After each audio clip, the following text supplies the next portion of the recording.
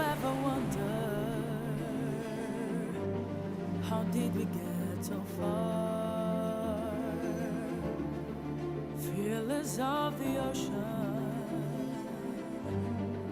guided by the stars, as long as we let our heart lead the way there. The future start to show its face. We're meant to be much more than we know. If we come together, our best will show.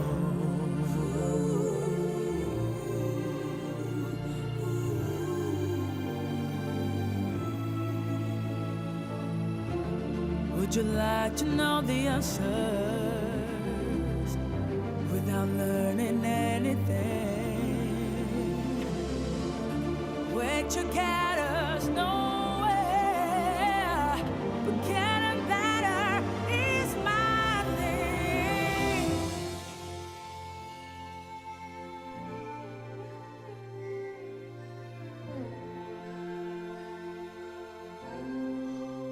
As long as we let our heart lead the way. start to show its face. We're meant to be much more than we know. If we come together, that's for sure.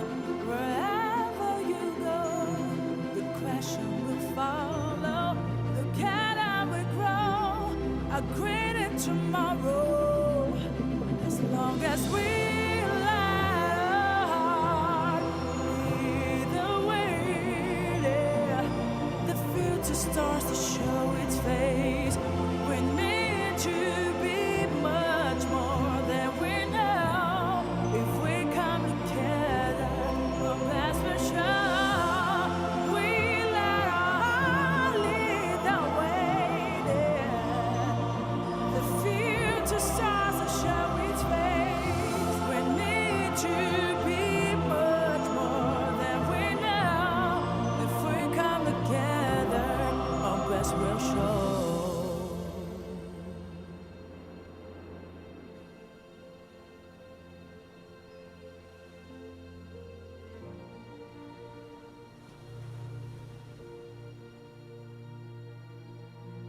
As long as we light our heart, lead the way.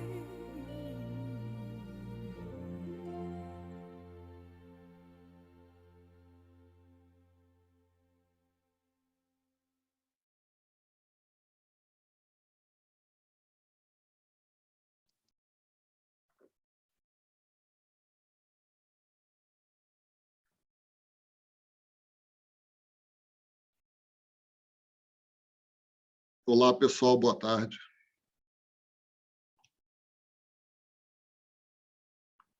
É um prazer enorme estar aqui com vocês em mais um webinar promovido pela COD. Eu sou o Cássio Shimura, sou o CEO da COD.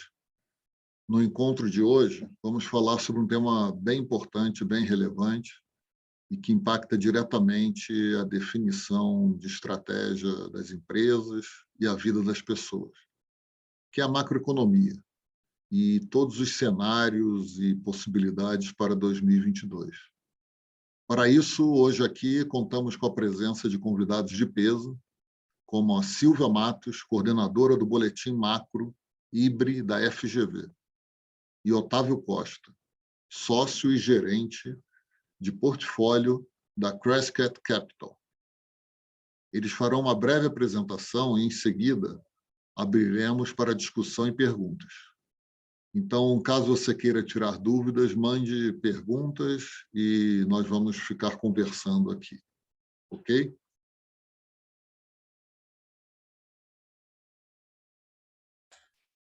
Perfeito, estou começando aqui meu vídeo,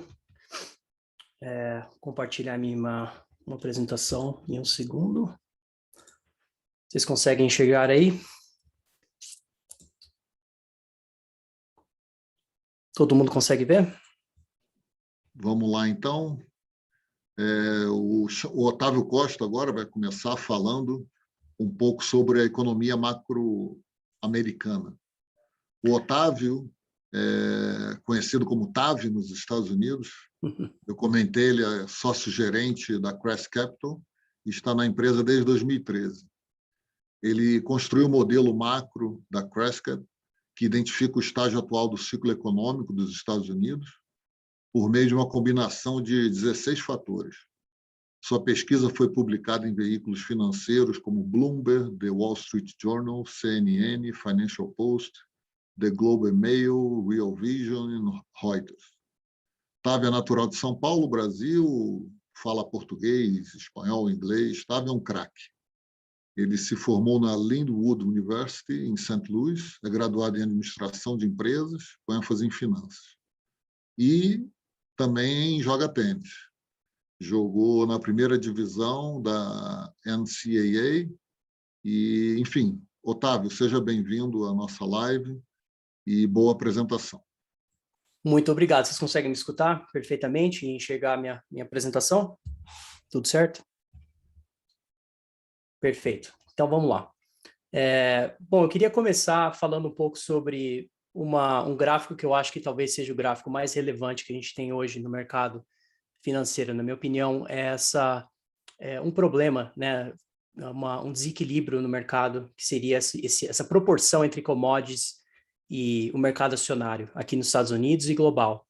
E essa proporção está numa baixa histórica de próximo de 50 anos, né? Ela explica muito da história que está acontecendo hoje no mercado, que seria a supervaloração de empresas aqui nos Estados Unidos, principalmente.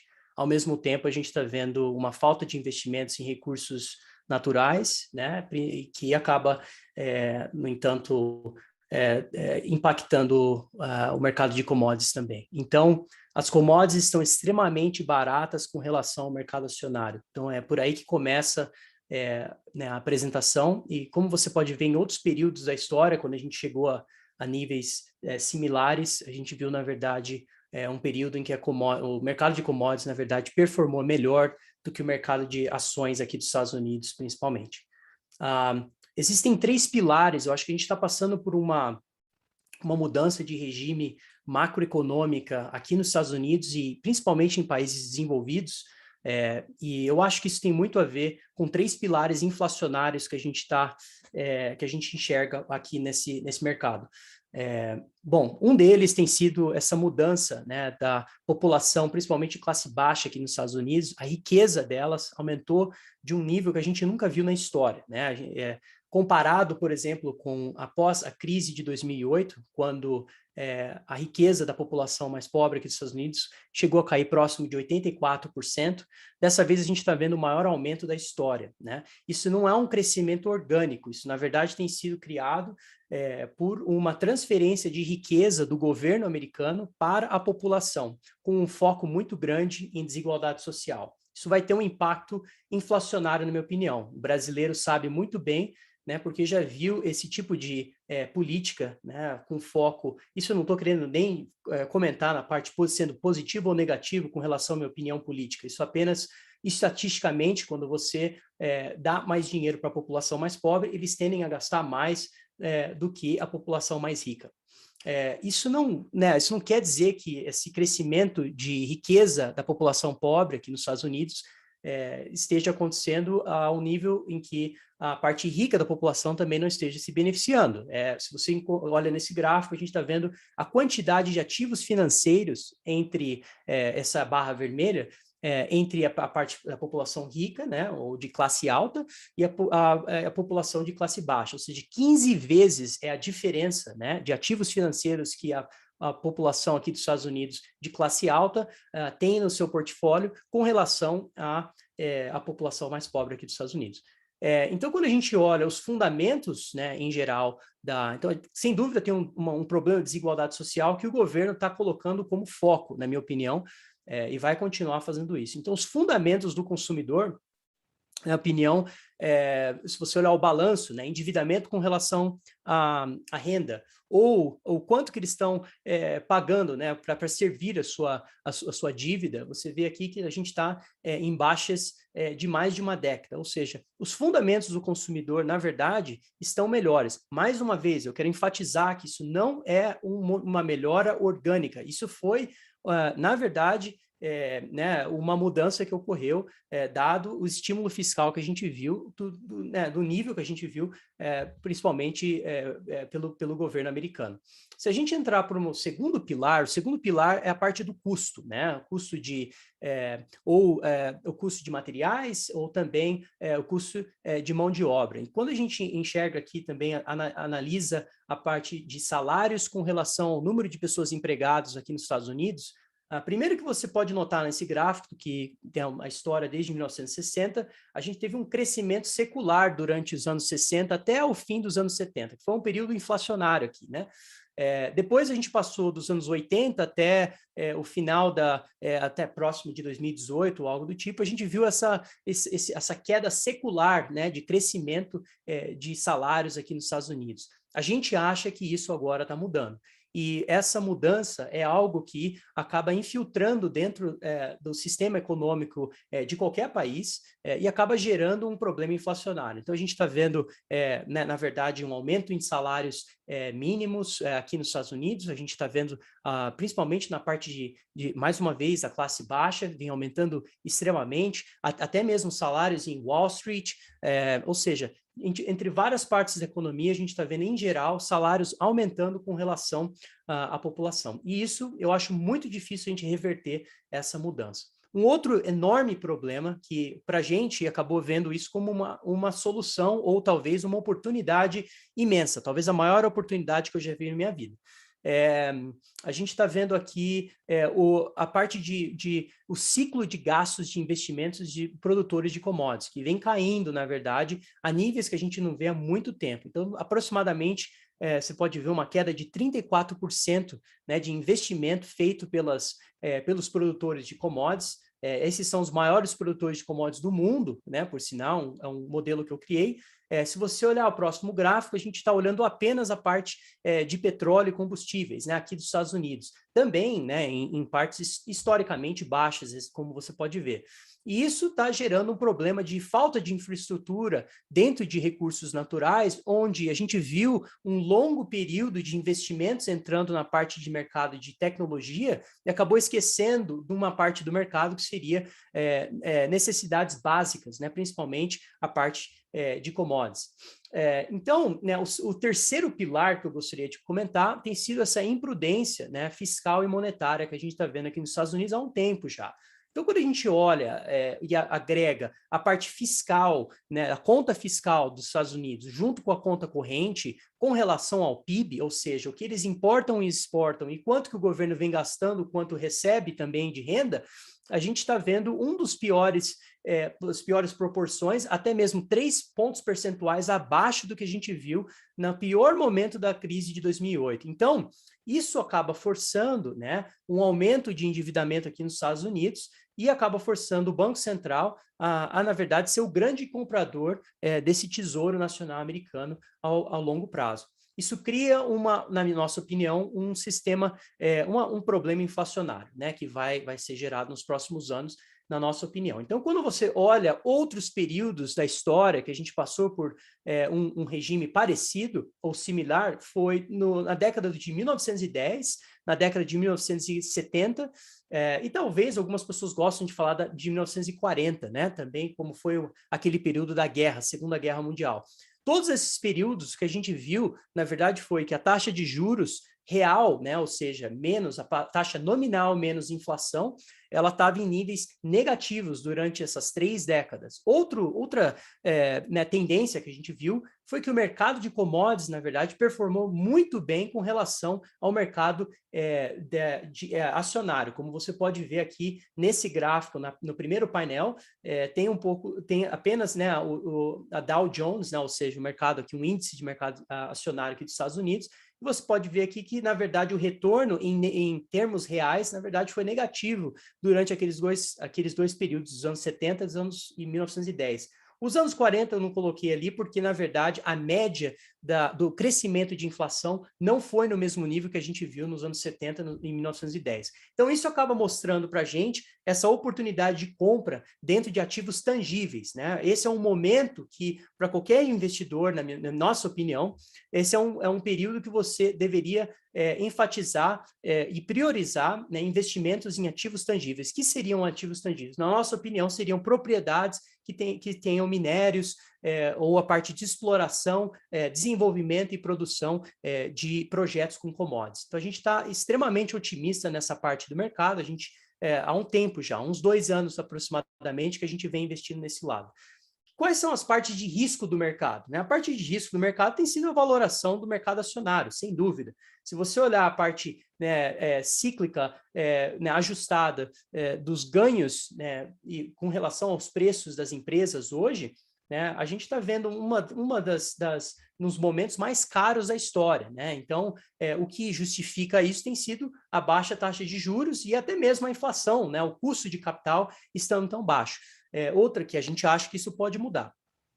Uma outra maneira que você pode enxergar isso são as ações de crescimento contra as ações de valor. Então, se você olha o preço das ações de crescimento com relação às ações de valor, ou seja, as ações financeiras, ou até mesmo na parte de petróleo, entre outros, elas estão extremamente caras com relação a essas ações de valor, a níveis que a gente só viu durante a bolha de 2000. Então, sem dúvida, a gente tem né, uma lista de problemas dentro do mercado acionário e uma oportunidade imensa dentro do mercado de commodities, na nossa opinião. Lembra do primeiro gráfico que a gente está naquela baixa daqueles dois, dessa proporção desses dois mercados.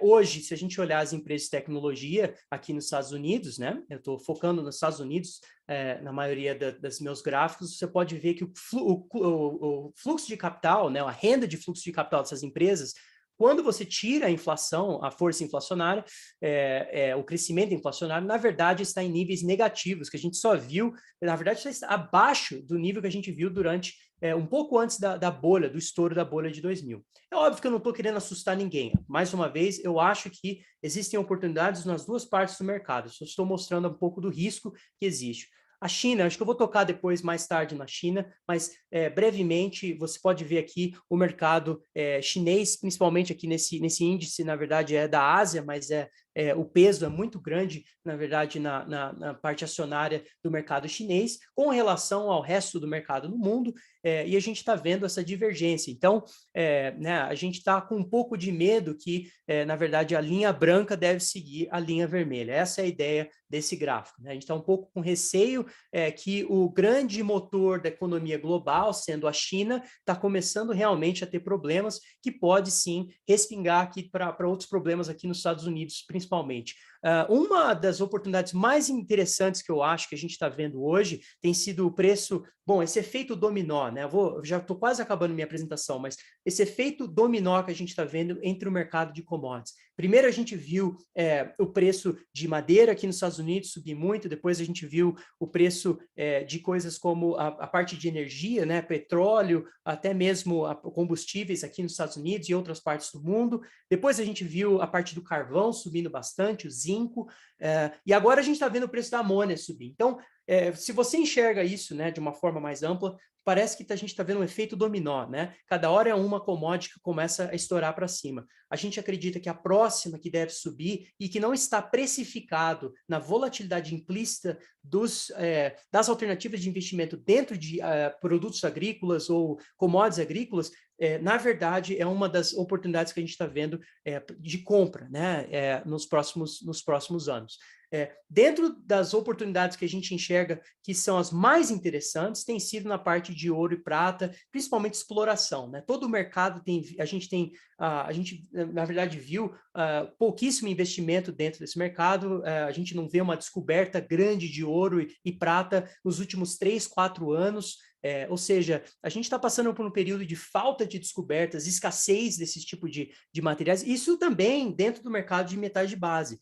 E eu acho que falta um pouco de conhecimento dentro dos políticos, principalmente, de entender a complexidade e o tempo que leva e a quantidade de capital que leva para você desenvolver uma mina de ouro, explorar, desenvolver e começar a produzir para daí conseguir levar esse minério para ser utilizado na economia. E isso demora, né, com muita sorte, você consegue, de exploração para produção, você demora próximo de 10 anos. Isso sem o governo entrar no meio. Então, assim, falta um pouco dessa ideia dentro de um cenário que a gente está vendo uma revolução verde, né? Uma ideia de eletrificação global, que eu acho que vai continuar e que deve forçar uma demanda maior ainda dentro de metais de base. Estou quase acabando aqui. Então, você está começando a ver que principalmente a parte de lucratividade dentro das empresas de mineradoras de ouro e prata, 73% dessas mineradoras, na verdade,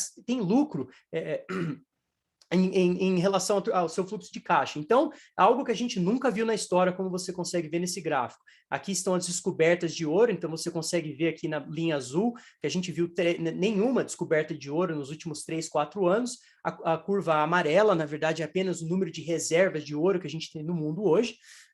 E aqui a gente vê um gráfico muito interessante, na minha opinião, que acaba agregando global, né? O mercado todo de metais preciosos, a indústria inteira, próximo de 580 bilhões, né? Com relação à Apple, né? Só para dar uma diferença enorme, é 4 vezes, a Apple é 4 vezes maior que a indústria inteira de metais preciosos. Olha, eu não estou apenas escolhendo metais preciosos. Se você olhar o mercado de urânio, se você olhar o mercado de petróleo, se você olhar o mercado de metais de base em geral, ou até mesmo agrícola, você vai provavelmente ver ainda uma divergência ainda maior. Então, isso é muito importante, eu acho que a gente começar a perceber que, na nossa opinião, a alocação de capital vai começar a mudar um pouco em direção a esse mercado de commodities. Bom, acho que deu para entender um pouco do que é um pouco da minha apresentação hoje, e eu vou responder perguntas depois. Então, deixo para a Silvia fazer a apresentação dela agora. Muito obrigado, Otávio. Se puder tirar a apresentação da tela. Muito obrigado, Otávio. Agora eu chamo aqui a Silvia Matos. Silvia é coordenadora do Boletim Macro IBRE, responsável pela elaboração dos cenários macroeconômicos do Instituto.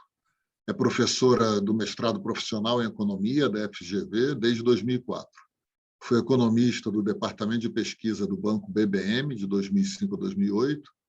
2009 e 2010 foi coordenadora do Núcleo de Soluções da Superintendência de Clientes Institucionais do FGV IBRE, atuando na área de projeções econômicas e análise setoriais. Possui publicações nas áreas de macroeconomia e crescimento econômico.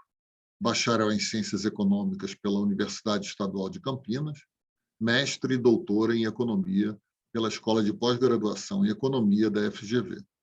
Eleita economista-chefe em 2019 pela Ordem de Economistas do Brasil. Parabéns, Silvia. Seja bem-vinda à live da COD. Bom, boa tarde a todos, né? Boa noite já, né? É um prazer participar desse evento, Cássio, obrigado pelo convite. Eu vou aqui compartilhar uma apresentação com vocês, espera só um momentinho.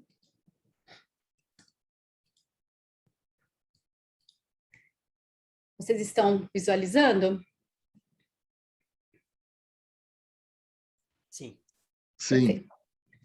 Bom, eu vou tentar aqui em breve, né, fazer um resumo sobre o cenário brasileiro, muito interessante, né, ouvir o Otávio, e é um pouco diferente, né, em relação ao momento que nós estamos vivendo no Brasil, mas ao mesmo tempo tem desdobramentos importantes, né, eu acho que toda a fala anterior foi muito importante para mostrar, né, que apesar de notícias negativas, né, que eu vou passar no sentido agregado da economia brasileira, há muitas oportunidades, sim.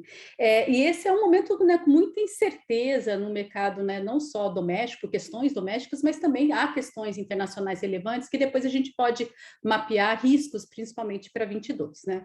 Sem dúvida, né, o Brasil passou por um período, né, de uma recuperação econômica, mas a gente já tinha, né, alertado sobre essa heterogeneidade entre setores, trabalhadores, né? E essa pandemia deixaria cicatrizes, né? Um impacto importante e um peso importante na política pública, né? Infelizmente, o Brasil sempre tem uma dificuldade, né, em tentar antecipar os problemas, né, em relação não só à pandemia, mas também os desdobramentos da pandemia, né, em relação ao mercado de trabalho, pressões por mais políticas sociais. Isso é um fator não só brasileiro, mas internacional, né? Nós vimos para os Estados Unidos, né, a avalanche de recursos, né, direcionados para os mais pobres, né? Então isso haveria realmente uma necessidade de pelo menos alguma manutenção de renda, claro, nada similar ao patamar americano, e a dificuldade em conseguir espaço no orçamento público para essas políticas sociais que são realmente, né, eu vou mostrar para vocês necessárias, de qualquer forma gerou esse conflito distributivo, se acirra, e infelizmente, né, no momento que a gente vive, as soluções não são as melhores possíveis, né? Claro que sempre é possível alguma solução, né, de acomodar o orçamento, no orçamento, né, um espaço para mais políticas sociais, mas você, infelizmente, tem que tomar decisões que são dolorosas e difíceis do ponto de vista político, né? A gente sabe que não é tão trivial fazer isso no Brasil, e é o que a gente está vivendo um pouco agora, né? Mas, sem dúvida, a gente já esperava, né, uma desaceleração da economia. Eu acho que esse é um fator importante, porque haveria, né, houve realmente um crescimento muito acelerado por conta dessas transferências de renda para o momento da pandemia. Então, setores da indústria e do varejo foram realmente muito beneficiados, mas haveria uma perda de fôlego, e seria agora, né, o protagonismo do setor de serviços. E o que aconteceu, né, infelizmente, tivemos mais choques internacionais em termos inflacionários, e nós amplificamos esse choque internacional e nós tivemos, né, um processo inflacionário ainda mais severo por questões externas e questões domésticas. Isso, sem dúvida, afeta muito mais o setor de bens, né, tem problemas de falta de insumos, então há uma desaceleração mais pronunciada desse segmento do que seria o natural do processo de normalização da economia, né, na volta de serviços, mas de qualquer forma, a gente tem uma normalização do setor de serviços, né, que está ocorrendo, né, nos últimos trimestres, terceiro trimestre, que o dado vai sair amanhã do PIB, a gente vai ver essa composição, né, heterogênea entre serviços indo bem e indústria, né, já sendo um dado mais negativo, e o quarto tri deve ser algo nessa linha também. Mas, de qualquer forma, né, os efeitos inflacionários, a necessidade de subjuros por todos esses choques, né, que vivemos, faz com que a situação de 22 acaba sendo mais, enfim, penalizada, e os PIB ciclo, que a gente fala, aquele PIB, aquelas atividades que estão mais relacionadas com o ciclo econômico, devem ter alguma contração no ano que vem. Mas eu não tenho uma visão negativa do PIB em geral, né? Agentes de mercado já tem números negativos, eu acho que um dos aspectos que eu gostaria de, né, destacar aqui, nessa apresentação, nessas falas iniciais, é que há setores, né, que ainda têm um potencial de crescimento, há setores que ainda estão normalizando, né, e tem setores, né, por exemplo, a própria agropecuária ou setores relacionados a commodities que podem se beneficiar, né, então acho que esse é um fato que acaba sendo meio independente da política monetária, e o Brasil, né, nós tivemos realmente um resultado bom do setor da agropecuária, isso dá, né, não só a agropecuária, mas todo o agronegócio, ele representa mais ou menos 1/4 da economia brasileira. Então, há um fator importante, né, que segura, digamos assim, o resultado de 22, mas aqueles segmentos que estão mais relacionados com emprego e renda, né, realmente podem ser mais prejudicados mesmo, pelo momento que a gente está vivendo. Com certeza, né, que eu tenho vários dados mostrando a situação, né, dessa heterogeneidade setorial, nós temos indicadores, né, dentro do IBRE nós produzimos diversos indicadores setoriais, e é muito interessante, há uma amplitude, né, de informações sobre cada setor, aberturas, né, dentro de cada setor, a gente observa uma heterogeneidade muito grande, né, em particular, por exemplo, no setor de serviços, a gente observa ainda setores mostrando um resultado ainda favorável, né, então há uma heterogeneidade muito grande, então é importante também na hora, né, de avaliar os diversos setores, né, o número agregado diz muito pouco sobre, né, o que de fato está ocorrendo entre os setores, né, na economia, né, nos setores, dos diversos setores da economia brasileira. E eu digo também, aqui eu não trouxe gráficos, mas também até do ponto de vista regional, né, o Brasil tem uma heterogeneidade muito grande de diversos movimentos que estão ocorrendo. Com certeza regiões que, né, que possuem, né, uma relação mais forte com o agronegócio são beneficiadas, né? Então a gente viu, por exemplo, nos últimos, né, nesse período, né, não só a região do centro-oeste, mas a própria região do sul do país também sendo beneficiada. Claro, também sofre impactos, quando a gente teve o impacto da crise hídrica, sofre em alguns segmentos, em alguns setores. Então, há uma heterogeneidade não só setorial, mas também regional, que é importante ser mapeada. E algo que talvez nessas nossas análises fica muito premente é a má avaliação do consumidor, né, no Brasil. E um fator importante, né, que mesmo com essa recuperação pós a crise de 15 e 16, houve, né, uma visão ainda muito negativa dos consumidores, né? E dentro da classe de consumidores, aqui eu tenho um gráfico da sondagem da empresarial e do consumidor, a gente observa que é um descolamento entre as duas avaliações desde o período, né, da recessão que o Brasil passou.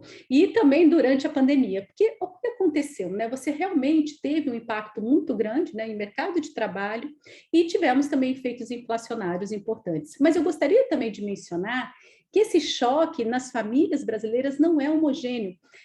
Eu tenho esses dados históricos, mas eu não coloquei no gráfico. Havia realmente uma certa sincronia entre a avaliação da situação atual entre as diversas classes de renda. E é muito interessante notar que desde a crise de 2015 você tem um descolamento maior entre as classes menos favorecidas e as mais favorecidas. E a recuperação da confiança, isso é muito importante. Eu vou mostrar algumas informações adicionais que mostram essa heterogeneidade entre tipos, né, entre faixas de renda diferentes, né? Então, essa pandemia, ela é muito desigual e ela amplifica, né, essa desigualdade entre famílias, entre trabalhadores e entre setores, né? Mas, sem dúvida, o que vivemos agora é uma necessidade de mais subida de juros, já estamos falando de uma inflação já acima, né, de 10% em 21, chegando já no topo da meta, né, do topo da banda lá da meta, né, de que é 5%, nós já temos previsões dessa ordem de magnitude, e isso faz uma necessidade de subida de juros mais mais do que talvez previsto inicialmente, né? E o momento que a gente está vivendo com uma maior desvalorização cambial, que eu vou mostrar para vocês, isso é importante, né? Isso é um fator adicional. Mas antes de mostrar isso, eu gostaria também de mencionar que algo que também nos preocupa bastante e que indicadores do IBRE conseguem mapear esse cenário que estamos vivendo, é um indicador denominado incerteza econômica. Nós produzimos esse indicador, é comparável, tá, com outros indicadores internacionais, e, enfim, é claro que a pandemia foi um período, né, de aumento de incerteza no mundo e aqui também, mas o que aconteceu no Brasil foi que houve uma retomada, um aumento, né, da incerteza maior do que a gente observou em outros países. E um fato que merece atenção nesse gráfico à direita é que fatores, né, políticos e fiscais acabam sendo dois componentes importantes nessa visão mais negativa sobre o que está permeando a incerteza na economia. E como a gente traduz essa incerteza, né? Um fator, né, importante é a taxa de câmbio, né? E isso leva a mais risco país, ou seja, de alguma forma o nosso risco país ele tem sido, né, ele tem se mostrado ao longo, né, de 21 sistematicamente acima da média de emergentes, né? Então é como se a gente estivesse jogando contra, né? O mundo, passamos aí até momentos, né, no início do ano muito favoráveis, né, e em alguns momentos, e mesmo assim a nossa taxa de câmbio ficou mais depreciada. E por quê? Porque o nosso risco país controlado por outros, né, fatores externos, né, e fatores comuns a todos os emergentes, ele se mostrou mais intenso. E como a gente consegue explicar esses picos de piora, né, de diferencial de risco? É a parte fiscal, né? Momentos que você tem um estresse fiscal, como nós tivemos na PEC emergencial, né? E novamente agora, com toda a discussão, né, de tentativas, né? E no fundo conseguimos, né, conseguir achar espaços para burlar o teto de gastos, você observa rapidamente isso em fatores de risco, que se transmitem, é claro, em uma taxa de câmbio mais desvalorizada e mais inflação. E aqui abrindo em termos inflacionários, com certeza os bens tradables é o que realmente estão, né, bens, né, e estão sofrendo muito mais, né, o impacto inflacionário por conta desse mecanismo, né, desse repasse cambial, e nós temos também administrados crescendo fortemente. É claro que tem, além, né, de todos esses fatores que eu mencionei, temos também a abertura da economia que faz com que a inflação de serviços volte, que seria natural, como ocorreu em todos os países, e nós temos aqui a questão da energia, que realmente virou um gargalo, né, e no momento atual a gente consegue escapar de um racionamento, mas infelizmente as tarifas elevadas têm impacto na renda, tem impacto na produção, e isso mostra um gargalo de oferta que, na nossa visão, isso pode ser realmente superado, porque há inúmeras oportunidades aí de investimentos, né, em outros tipos de energia, e o Brasil tem um potencial muito grande, né, e a gente espera que isso seja superado, porque realmente há uma necessidade de superação desse gargalo de oferta, né? Quer dizer, se a gente estivesse crescendo muito, né, se eu estivesse passando aqui notícias muito positivas para vocês, talvez eu estaria falando de racionamento de energia. Então, o motivo de uma desaceleração econômica ajuda também a fugir um pouco do radar, a melhora do clima faz com que essa combinação, né, de desaceleração econômica e clima mais favorável, a questão do racionamento sai do radar, mas o impacto dos preços mais elevados na economia continuam, tá? Esse é um ponto importante. E isso tem impacto, né? Toda essa subida de juros para controlar a inflação tem impactos, né, no mercado de crédito, que a gente pode detalhar depois, mas sem dúvida, ainda os indicadores de crédito são favoráveis para as famílias, mas as famílias estão muito endividadas como proporção da renda, né? E um fato que me preocupa bastante é que quando a gente olha em termos de renda, esse é um fator que é limitador, né? Nós temos, né, no momento, revisões de dados de mercado de trabalho, mas esses dados mostram que você até conseguiu um pouco mais de emprego, né? A PNAD foi revista, mas é interessante notar que a renda média do trabalhador não cresceu, né? E isso faz com que você tenha redução do poder de compra das famílias e o consumo acaba sendo prejudicado. Então, temos renda, mas, enfim, a renda crescendo pouco e, ao mesmo tempo, temos inflação mais elevada, né, e as condições de crédito mais, digamos, desfavoráveis. Isso faz com que o PIB cresça muito pouco, né, apesar desses fatores exógenos, que eu poderia dizer, a própria normalização da economia, segmentos que devem crescer ainda ao longo do ano, né, o ano que vem, como eu falei, eu tenho aqui vários dados mostrando essas informações.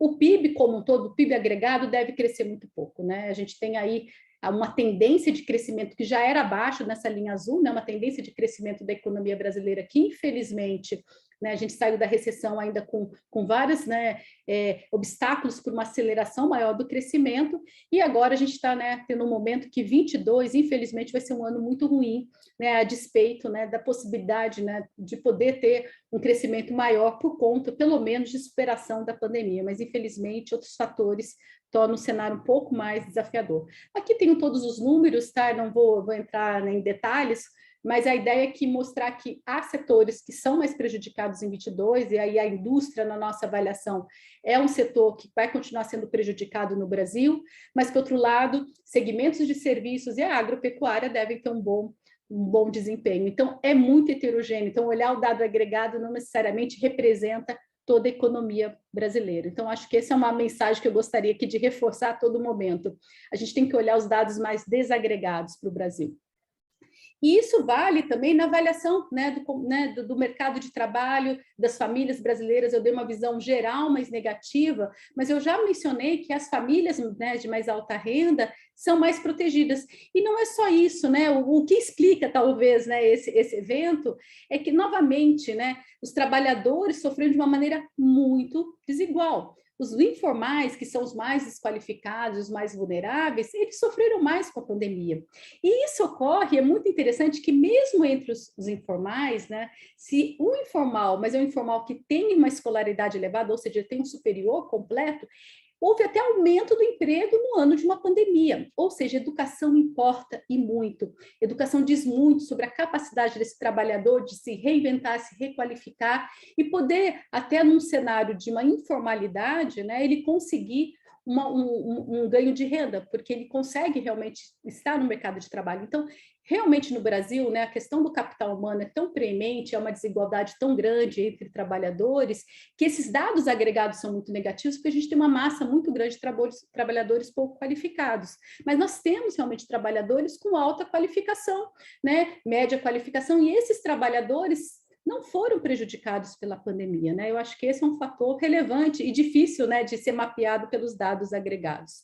E por quê, né? O que explica isso? Essa pandemia, como aconteceu em todos os outros países, esse é um gráfico que mostra quais setores que foram afetados pela produtividade, ou seja, essa é uma pandemia que afeta os setores de baixíssima produtividade. Então, setores que têm baixa produtividade, com exceção da agropecuária, né, que foi muito valorizada, né, pela questão das commodities, apesar do dado agregado no Brasil mostrar uma baixa produtividade, é claro que a gente tem setores, né, dentro da agropecuária muito, né, com uma produtividade muito elevada, mas no agregado ainda a gente tem, né, comparativamente uma produtividade mais baixa, comparado, por exemplo, setores de serviços modernos que nós falamos, o impacto é completamente diferente, ou seja, setores de alta produtividade, intensivos em tecnologia, intensivos em capital humano, não foram afetados, foram beneficiados pela pandemia, né? Então, esse processo dessa heterogeneidade setorial e da forma como ela afetou os diferentes setores, mostra, enfim, como estamos, né, e a dificuldade, né, de fazer com que esses setores de baixa produtividade, né, consigam ter ganhos, né, e melhorias. Existe um espaço enorme no Brasil para ganhos de produtividade, né? Esse é um dos temas mais estudados dentro do IBRA, além dos dados de conjuntura. Nós temos o Observatório da Produtividade Regis Bonelli, e eu acho que esse é um dos temas mais importantes do Brasil, além das questões conjunturais de curto prazo. Nós temos que olhar no médio e longo prazo. Existe um espaço enorme para o Brasil melhorar em termos de produtividade. E, por fim, né, só para dizer que esse efeito, né, desses trabalhadores, né, de você ter um impacto no mercado de trabalho afetando, né, afetando muito a renda média dos trabalhadores, o que acontece? Você tem até a volta do emprego, mas o crescimento da renda do trabalho fica muito prejudicado. Foi isso que ocorreu esse ano, né? A massa total de rendimentos, né, recuou bastante. E o governo não teve condições, óbvio, né, de poder comparar, né, e conseguir compensar essa piora ainda, né, da renda do trabalho. Então, isso faz com que a massa total de rendimentos do Brasil, a gente já esperava um recuo, e de forma, né, sistemática se mostrou um recuo expressivo, e talvez a gente consiga aumentar um pouco, né, com a melhora gradual, digamos assim, da informalidade, tá? Isso é muito importante, essa queda da taxa de desemprego que a gente espera ainda vem com muita informalidade, e também com, né, uma expansão aí dos auxílios. Mas, de qualquer forma, esse dado de 2002 mostra que a gente consegue, né, recuperar um patamar de 2019, e raramente, né, nos últimos anos, que a gente tem dados desde 2003, só em 2003 nós tivemos um choque muito grande da renda, dessa massa total de rendimentos, e com a crise de 15 e 16, mas nada comparável com esse momento que nós estamos vivendo. Então, o dado agregado mostra uma queda de rendimentos agregados, né?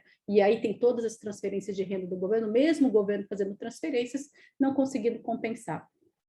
E, por fim, né, só para finalizar aqui, temos pouco tempo, né, eu acho que a questão do emprego e a renda era já a discussão primordial aí do pós-pandemia, e, infelizmente, a gente não conseguiu, né, achar espaço no orçamento para permitir, né, expandir políticas, né, de renda, né, pelo menos a gente viu que há ainda necessidade, enfim, de permanecer, de prolongar algum, né, expandir o Bolsa Família, haveria sim uma necessidade pelo aumento da pobreza, mas infelizmente, né, o teto dos gastos que deveria prestar esse serviço, né, dos políticos fazerem as boas escolhas, infelizmente escolheram a saída mais fácil, regular as regras, para de alguma forma conseguir ampliar os gastos que são corretos, mas também a gente sabe que nessa conta há gastos que não são eficientes e justos do ponto de vista social. E isso cria todo esse mau humor que nós estamos vivendo no momento. Mas só lembrando, né, claro que a gente está num momento macroeconômico um pouco tenso, né, ruim, de desequilíbrio, né, perdemos um pouco essa âncora fiscal, mas mesmo, né, a gente conseguindo restabelecer o equilíbrio macro, como a gente viu aí no período pós-pandemia, pós-crise de 15 e 16, o crescimento do Brasil ficou muito baixo, né? E um dos argumentos que nós damos para esse baixo crescimento é que, infelizmente, nós vivemos um momento que condição, né, equilíbrio macroeconômico é uma condição necessária, mas não suficiente para o crescimento econômico, né? E nós iniciamos, né, diversas reformas relevantes, né, do ponto de vista de eficiência econômica no Brasil, mas infelizmente, né, perdemos aí o ímpeto. E tem uma discussão aí muito importante no Brasil, né, que é a nossa visão lá no IBRE, é que a gente precisa melhorar realmente, né, esse ambiente de negócios que no Brasil é muito disfuncional. O que acontece no Brasil, né? A gente tem, no fundo, um ambiente que acaba prejudicando as empresas produtivas e atrapalha o crescimento das empresas produtivas. A gente tem uma massa muito grande de empresas com pouca produtividade. E elas, enfim, infelizmente, não têm um impacto, né, uma geração de crescimento, né, e eficiência alocativa muito elevado. E o ambiente de negócio que é disfuncional, né, acaba, de alguma forma, ampliando, né, e gerando essa condição que é muito ruim. Você tem empresas altamente produtivas, mas você tem muitas empresas pouco produtivas, e é difícil, né, empresas conseguirem, né, crescerem com ganhos de produtividade só em setores muito específicos. Isso é um grande problema no Brasil. Isso faz com que a média brasileira de produtividade seja muito fácil. Mas, por outro lado, existe uma oportunidade muito grande, né? Porque se a gente conseguir melhorar esse ambiente de negócios, e um elemento importante nessa melhora é a reforma tributária, que infelizmente nós deixamos para trás. Mas o importante, né, é que talvez, né, com essa reforma do IVA, a gente consiga, de alguma forma, realmente, finalmente, melhorar esse ambiente de negócios, né? Toda essa discussão tributária acaba penalizando as empresas produtivas, e isso a gente sabe, né, que renúncias, né, tributárias, gastos tributários que hoje já estão mais próximos de 4% do PIB, oneram, enfim, né, penalizam o orçamento, tiram o espaço de outras políticas públicas e acaba, é claro, não gerando o resultado que ele gostaria, que é o aumento de produtividade e eficiência locativa. Ou seja, existe um espaço ainda muito grande para o Brasil acelerar o crescimento, não só em determinados investimentos, como a gente já mencionou, então toda a economia verde que está, né, enfim, tão pujante, e é possível o Brasil se beneficiar. Há também um espaço enorme para a gente melhorar o ambiente de negócio, mas infelizmente eu acho que isso vai ficar só para 23, que ano de eleição não é um momento adequado, talvez, para grandes reformas. Obrigada.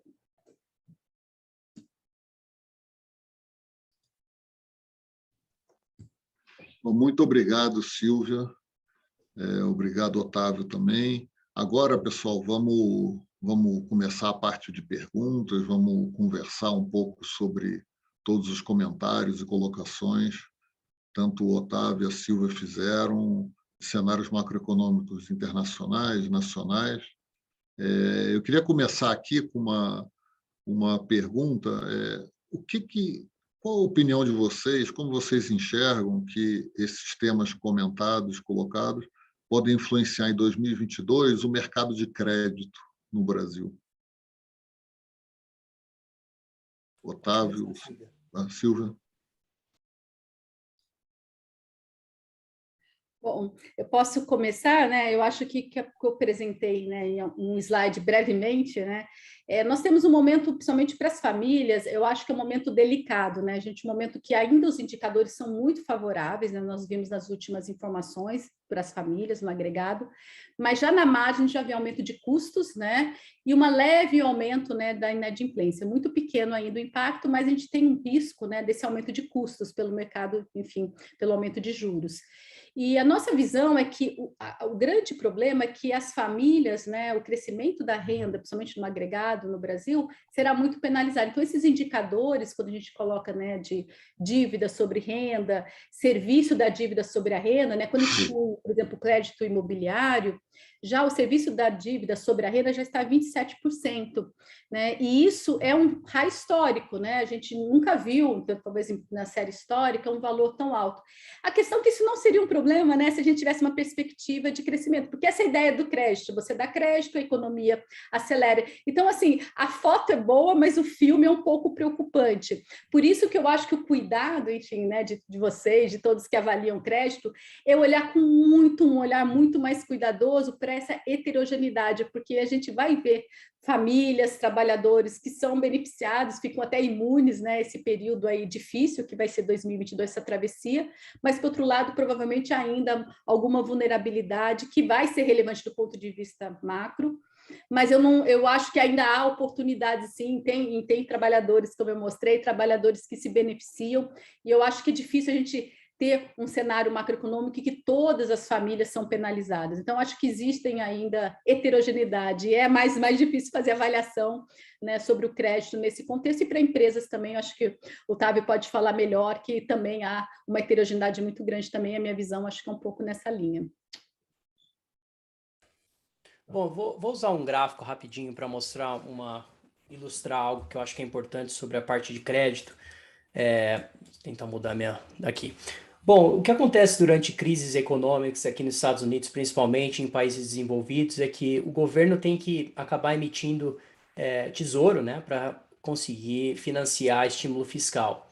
E o que a gente vê normalmente nesses períodos, né, que nem em 2008 e agora aqui durante a pandemia, a gente vê um aumento de emissão de tesouro de curto prazo, porque o mercado tende a absorver isso muito mais rápido e sem muito impacto negativo no mercado. Então, a gente viu, né, essa linha vermelha, como você consegue ver, quando a gente entra na crise e o governo começa a colocar estímulo no mercado, na economia, você vê um aumento dessa linha vermelha. A mesma coisa aconteceu aqui durante Covid, né, no crash, e aqui aconteceu também durante a crise financeira. Após esse período, né, a gente aumenta a dívida de curto prazo, ou seja, tem um endividamento maior que vai vencer a curto prazo, a menos de um ano, né? Essa que é a definição dessa linha vermelha. E a linha branca, a gente começa a ver uma transição onde esses tesouros começam a vencer e eles começam a emitir a linha vermelha, a linha branca, ou seja, começa a emitir tesouro de longo prazo.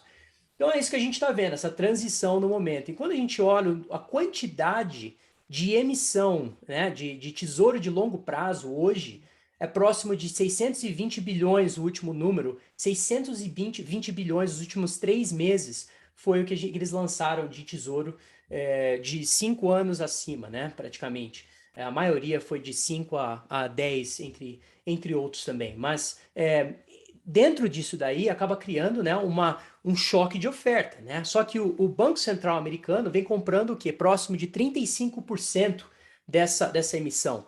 E agora eles estão falando que eles vão parar de comprar, né? Então, na nossa visão, se a inflação vai continuar se fortalecendo, se a gente continuar vendo, né, se o Banco Central realmente falar, olha, a gente vai diminuir e reduzir a compra, que ele é o último comprador disso, né? Quando a gente olha quem está comprando tesouro hoje, e quem segura tesouro, a linha vermelha é a quantidade né, de investimento dentro do Tesouro Nacional Americano entre né, investidores fora dos Estados Unidos. Então essa linha vermelha vem caindo e a linha branca de baixo vem subindo, que seria a compra do Banco Central.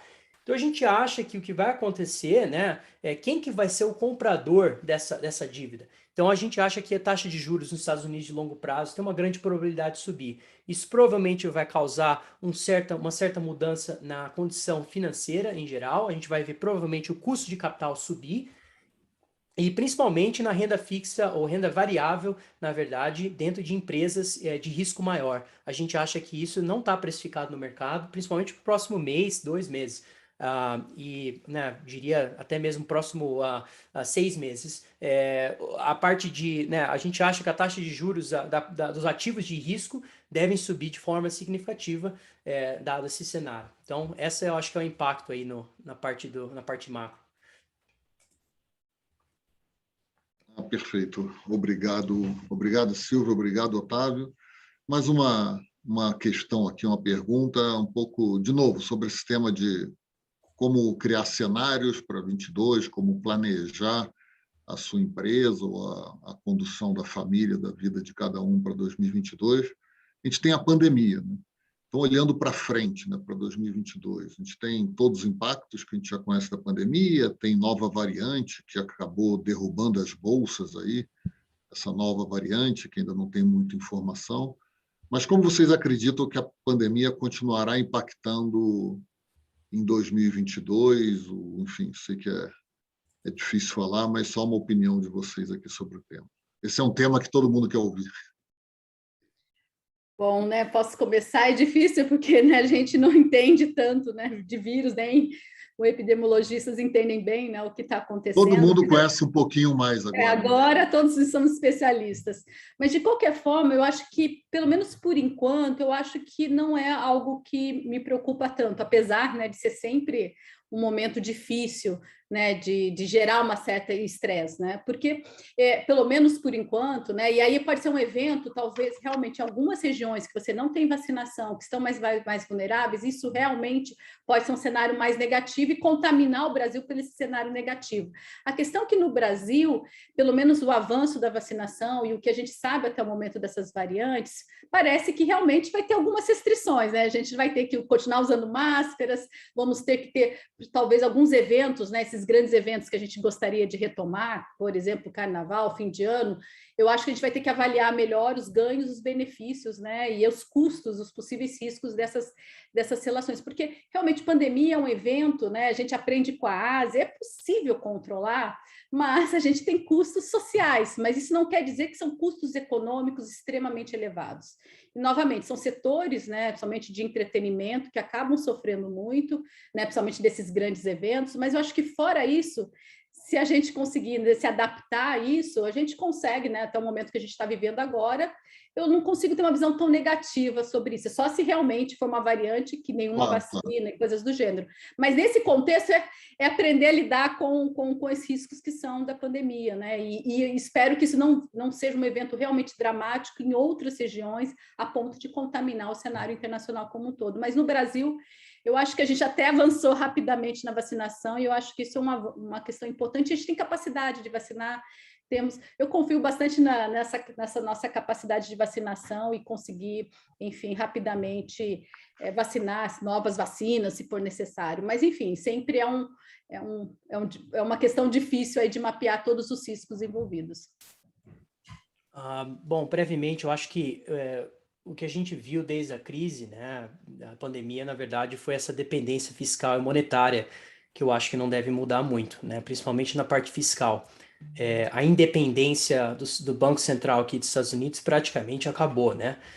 Então, a junção entre políticas fiscais e monetárias vai ser um tema novo, na minha opinião. Eu acho que dentro da parte do consumidor, a parte inflacionária, eu acho que o próximo dominó aí vai ser o preço de comida, né? O preço de aluguel também deve começar a subir aqui nos Estados Unidos, vai ter um impacto, mas o investidor tem que começar a pensar, investidor, até mesmo empreendedor, quem for, pensar um pouco mais sobre o custo de capital, né? Quando o custo de capital, a gente passou por aqui nos Estados Unidos e países desenvolvidos muitos anos, né, já no qual o custo de capital, na verdade, vem caindo, né, há um tempo, dado, né, a parte inflacionária que não vem subindo e segundo também, né, essa redução aí no corte da taxa de juros principalmente na de longo prazo, que vem caindo há décadas já, né? Então, a gente acha que o custo de capital vai começar a subir, e isso vai mudar um pouco como a gente acaba olhando, principalmente investimentos na parte de lucratividade, né? Hoje em dia, aqui no mercado dos Estados Unidos, ninguém olha para uma empresa com relação ao seu lucro atual, ou quando que a empresa vai, na verdade, começar a ganhar, a gerar fluxo de capital, né? Então, a ideia tem sido sempre em vendas, né? Então, quanto mais você ganha mercado, melhor você acaba ganhando com relação ao seu mercado de capitalização de mercado. Então, eu acho que isso vai mudar um pouco, né? A gente vai começar a olhar a parte de margem.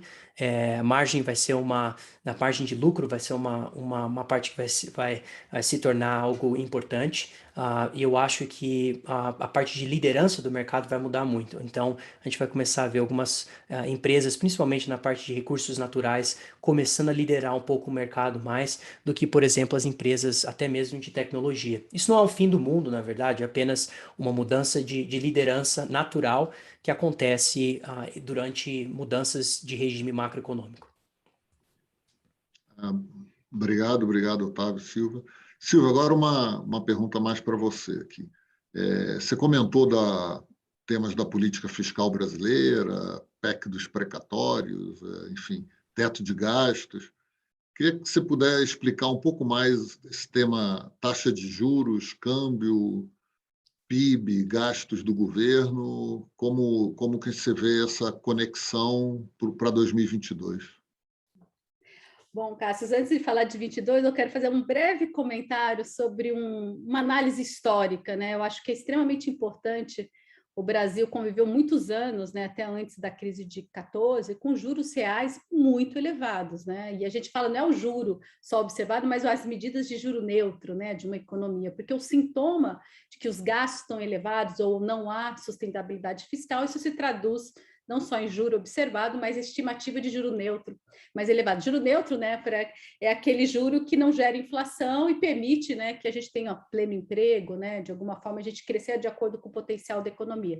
A gente não observa essa variável, é dificílimo calcular, mas tem um estudo muito interessante do Samuel Pessoa, que é pesquisador do IBRE também, e Braulio Borges, no nosso site, e ele mostra essa decomposição do juro neutro no Brasil, e é muito simples explicar, né? Os gastos cresciam 6% em termos reais, né? Então, houve todo esse período aí de crescimento, então a gente conviveu com juros reais, né, de mais de 10%, algo astronômico, né? Você tem que tirar a demanda, né, da privada, porque o governo está ali, né, colocando mais lenha na fogueira, e logo, para não ter inflação, e a inflação não explodiu no Brasil, né, esse juro mais alto.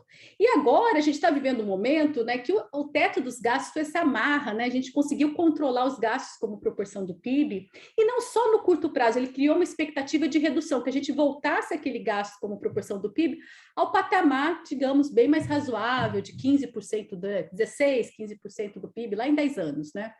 E isso criou uma expectativa, e logo o juro real, né, derreteu, graças a Deus, e a gente criou, né, a foto ainda não era muito boa lá de 19, 100%, mas o filme era muito bom, né, de a gente observar. O que aconteceu agora é que seria natural, né, o teto ele é uma marra muito grande, né, e você quer de alguma forma gastar, porque há realmente, né, eu acho que o Thiago colocou muito bem isso lá nos Estados Unidos e no Brasil também, essa pandemia ela demanda política fiscal, ela demanda gasto. Só que no Brasil a gente já tem restrições fiscais enormes, a gente não tem espaço para aumentar a carga tributária como outros países da América Latina, que ainda tem uma carga tributária mais baixa, e a gente tem já, enfim, todas as nossas dificuldades. Então, e é um ano de eleição, né? Então, o que aconteceu? O governo aproveitou e o momento, né, para tentar justificar uma necessidade de gastos sociais, não quis remanejar os gastos, né, os gastos obrigatórios, e aí criou o quê? Que não só os gastos até não vão crescer tanto em 22, mas o déficit vai aumentar. Eu acho que esse é importante, a gente já tem previsões de aumento no déficit público ano que vem. Mas também, quando a gente faz a conta longa, né, a gente não vê sustentabilidade. Então, esse canal, né, de mais gastos, ou num aspecto também de fim de arcabouço fiscal vigente, ou sem saber realmente qual será o arcabouço, gera mais risco, gera mais inflação. E é até difícil politicamente entender, né, talvez tentando não ser negativa aqui, é que o benefício de bular as regras Eu não vejo, porque o custo econômico é tão alto e tem impactos políticos também. Eu acho que o ano que vem não vai ser fácil, não, para o próprio governo, né, manter a popularidade alta com a economia sofrendo consequências fiscais também. Obrigado, Silvia, obrigado. Otávio, uma pergunta aqui para você. Você chegou a comentar ali, mostrou um slide, botou um suspense, essa relação aí China-Estados Unidos, como é que você vê o cenário, qual o potencial que tem de desestabilizar ou não o cenário econômico internacional em 22? Boa pergunta. Eu acho que a China, na verdade, né, tem sido um grande motor da economia global nos últimos anos, desde a crise financeira de 2008, foi responsável próximo de 60% do crescimento global, né, com relação ao PIB. Então, a gente tem uma opinião, na verdade, negativa com relação à China, né? A gente acha que países em geral que dependem de commodities, na compra de commodities, talvez terão um impacto negativo nos próximos anos. Então, o modelo econômico chinês, né, que a gente estuda já há muitos anos aqui na Crescent, e a gente tem uma posição negativa com relação ao câmbio chinês, na verdade. Se você olha a parte de crédito, né, uma bolha de crédito, eles têm próximo de 340% de dívida com relação ao PIB, esse é uma das maiores desequilíbrios né, na parte de dívida com relação ao PIB no mundo. Então, né, quando a gente acaba comparando os Estados Unidos e países da Europa, Japão, entre outros, que podem aí perder o seu poder com relação à China, né, é importante lembrar que a China também está muito endividada. E o grande problema da China, na verdade, né, é essa liderança política que acaba, né, comendo muitos dos seus ganhos nos anos, que a gente já enxerga isso como um problema há um tempo. A parte imobiliária tem sido também algo que é algo que a gente tem um pouco de receio sobre, principalmente a parte de valoração da parte de imóveis residenciais e comerciais dentro da China. A gente já viu, né, a parte de capital saindo, né, do mercado chinês, esse fluxo de capital saindo da China, principalmente na parte da sociedade que seriam de classe alta, isso acaba causando um impacto, uma pressão com relação ao câmbio chinês. E a gente acha que a gente entrou num período, numa tendência de desglobalização, desde que o Trump entrou em 2016, e desde que saiu, na verdade, a gente está vendo a continuação disso, na nossa opinião.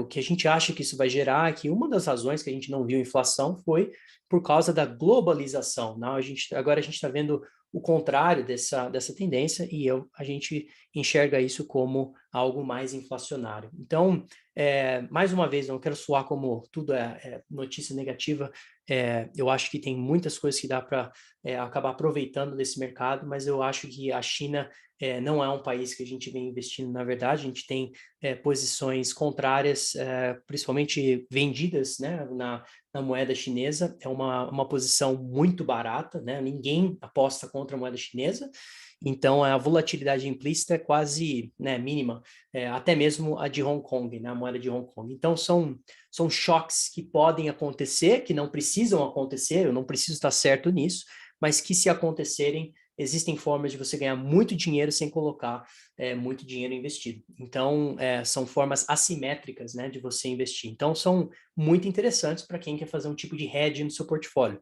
Então, é mais ou menos dessa forma que a gente enxerga, um risco de desvalorização cambial, ao mesmo tempo um problema na parte de crédito, né? Se você olha o mercado acionário hoje da China, né, principalmente a parte de empresas na indústria tecnológica, entre outros também, até mesmo na parte financeira, de tecnologia, algumas já perderam, a Alibaba já perdeu mais de $1 trilhão de capitalização de mercado nos últimos meses. Então, isso tudo são mais uma vez aquele efeito dominó ocorrendo numa área como a China. A gente viu o problema da grande, né, da Evergrande, né, que era a empresa que também é controladora de várias partes na parte de imóveis do Canadá, e essa encrenca, né, entre Estados Unidos e China não deve acabar hoje, né? Então, essa situação da desglobalização é algo que deve continuar e deve continuar, na nossa opinião, pressionando a economia chinesa a ter problemas. Então, a gente está com foco mais em países que devem se beneficiar de recursos naturais, países que, na verdade, até mesmo o Canadá sendo um deles, e entre outros, até mesmo talvez até o Brasil, outras partes da América Latina que, na verdade, se beneficiam desse cenário macroeconômico que a gente enxerga para os próximos anos. Obrigado, Otávio. Visões bem interessantes aqui. Eu queria, para fechar, pessoal, já que muitas das mensagens aqui acabaram, né, é a realidade, né, um pouco para o negativos aqui, o que a gente poderia falar aqui de destaques positivos, temas para a gente se fixar e caminhos para a economia e para o crédito em 2022? Silvia. Bom, é um momento difícil de ser muito otimista, mas eu vou tentar aqui colocar alguns avanços e algumas... Primeiro, eu acho que é um ano difícil, sem dúvida. Já seria difícil, ano de eleição, a gente sabe, sempre complicado no Brasil. Eu só espero que na eleição a gente consiga discutir mais as escolhas, né, de política econômica. Eu acho que isso seria um grande avanço, porque... Na verdade, né, como eu já tinha comentado, eu acho que existe, né, pelo menos a gente está vendo hoje, um custo, né, muito rápido, né, do ponto de vista econômico, de políticas que desviam, né, daquela trajetória inicial que foi gerada lá depois do início do governo Temer, né? Porque não existe muita solução, não existe bala de prata, entendeu? Para resolver o problema brasileiro se a gente não resolver a questão fiscal, né? A questão fiscal acaba gerando eventos, crises recorrentes, né? E de alguma forma essas crises recorrentes elas estão ficando, né, nesse cenário internacional tão difícil, inflacionário, porque novamente, se tivesse num mundo não inflacionário, um mundo, né, muito pujante, seria muito mais fácil a gente acomodar, enfim, esses desafios domésticos. Mas nesse momento, a gente realmente, infelizmente, a gente acaba sofrendo muito. Então, a visão que eu tenho, né, talvez não tão negativa, é que há custos políticos, né, elevados do desvio em relação a essas, enfim, a manter, pelo menos preservar ou reduzir os gastos obrigatórios, né, pelo menos tentar um controle fiscal, porque não há muita saída. Então, os ganhos econômicos, talvez lá no período, né, dos últimos anos, a gente viu isso antes da crise de 2014, né? Os gastos cresciam e ninguém percebia absolutamente nada, né? Hoje realmente está na ordem do dia. Então, acho que esse é um primeiro avanço. O segundo avanço que eu acho que é interessante é que, apesar de todas as dificuldades, vários estados, né, por crises, né, que sofreram, vários estados né, conseguiram avançar em políticas econômicas mais adequadas, né? A gente tem exemplos de estados, né, que conseguiram realmente iniciar processos, enfim, de avaliação de políticas públicas, separar política de estado de política de governo, conseguir perenizar algumas políticas públicas. A gente teve o estado do Ceará, mesmo o Rio Grande do Sul. Enfim, é algo que há iniciativas, não acho que é negativo totalmente em relação a isso, mas o Brasil sempre assim, né? Sempre a gente gosta de flertar com cenários mais negativos, mas, em geral, quando a gente chega a situações muito ruins, há um retrocesso, ou seja, não há benefícios políticos continuar nessa linha. E eu acho que a eleição vai voltar um pouco nessa discussão de questões, né, políticas sociais, mas também com sustentabilidade fiscal, né? Porque sem isso, a gente já viu isso lá em outros momentos, não tem ganhos, né, de emprego, renda, e a população, que é isso, né? Tanto que o mau humor da população, das nossas sondagens mostram isso, né? Sem crescimento econômico, sem geração de renda e inflação controlada, é pior para o político. E só para finalizar, né, eu acho que não tem nenhuma política social capaz de compensar a ausência do crescimento econômico. Então, essa estagnação do crescimento, ela ajuda, pelo menos, a talvez a gente ter um 23, né, melhor. Eu espero. Tá, Cássio, então, espero esse cenário sim, tá? Mas eu acho que vai ser um ano difícil ainda, com muita volatilidade e incerteza, e com oportunidades também, porque há setores que ficam praticamente imunes a esse vai e vem da economia em 22. Bom, eu acho que se você olhar na parte de probabilidades e o que está precificado no mercado hoje, na parte do Brasil, eu acho que está começando a ficar muito interessante, né? Eu acho... comparado com os Estados Unidos, a parte de valoração das empresas, hoje você encontra empresas no Brasil negociando próximo de 2, 3 vezes o que eles podem gerar na parte de fluxo de caixa anual.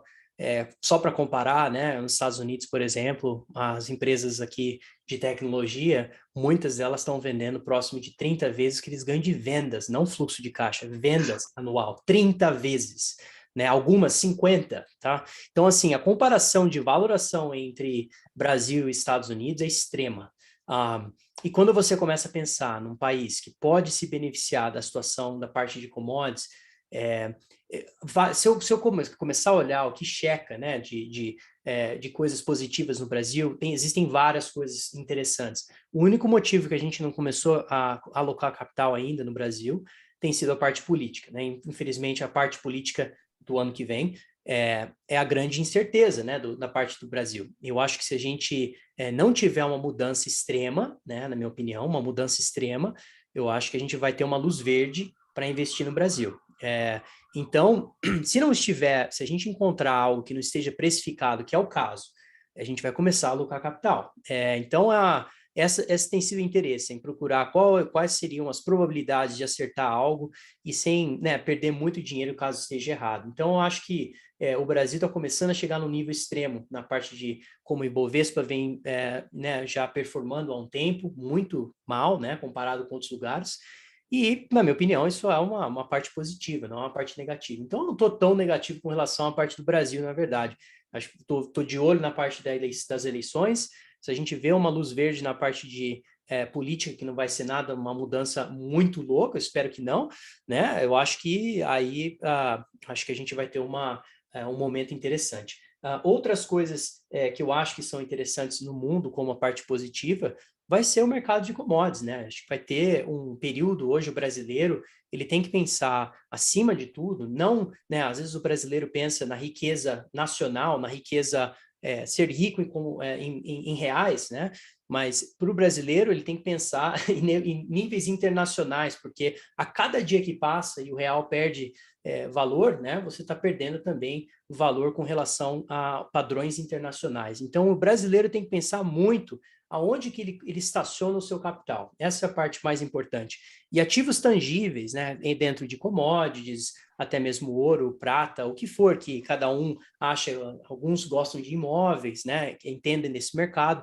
Acho que são todas formas diferentes de você se proteger com relação a essa perda, né, essa diluição monetária que ocorre durante anos e anos em qualquer economia global hoje, dado essa situação de endividamento. Então, quando você sabe disso, e você sabe que o valor de ativos tendem a subir com relação ao preço local de uma moeda, né, de qualquer lugar do mundo, você tem que estar sempre atento a não ficar né, tendo muito caixa. Então, essa que na minha opinião, seria uma das coisas principais que o investidor no Brasil tem que prestar atenção.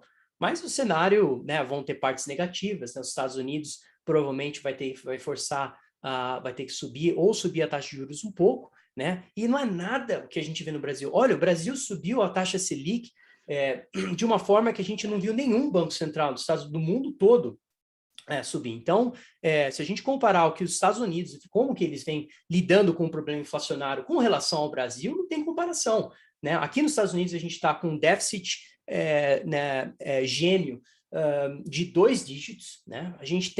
Eles estão injetando mais 200 a 400 bilhões de dólares na economia nos próximos, até junho ou que for do ano que vem, né? Que eles estão decidindo ainda. Estão levando a taxa de juros a 0%, ela vai ficar 0% nos próximos anos, e acima de tudo eles estão falando, olha, para quem faz né, projetos de desenvolvimento de recursos naturais, olha, a gente vai ter uma revolução verde agora e a gente vai deixar muito complicado, né? Vai aumentar a complexidade para você conseguir desenvolver esse tipo de projeto.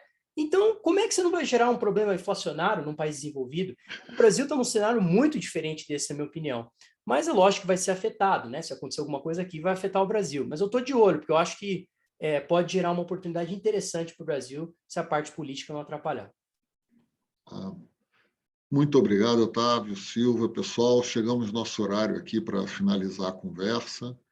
Gostaria de agradecer muito a participação da Silvia, do Otávio, todos os convidados aqui presentes com a gente. Foi realmente uma conversa muito boa. Pessoal, continue nos acompanhando a COD nas redes sociais, para ficar por dentro das próximas lives e de muitos conteúdos interessantes que continuaremos a publicar junto com vocês. É isso aí, pessoal. Até a próxima. Muito obrigado. Um abraço. Boa noite.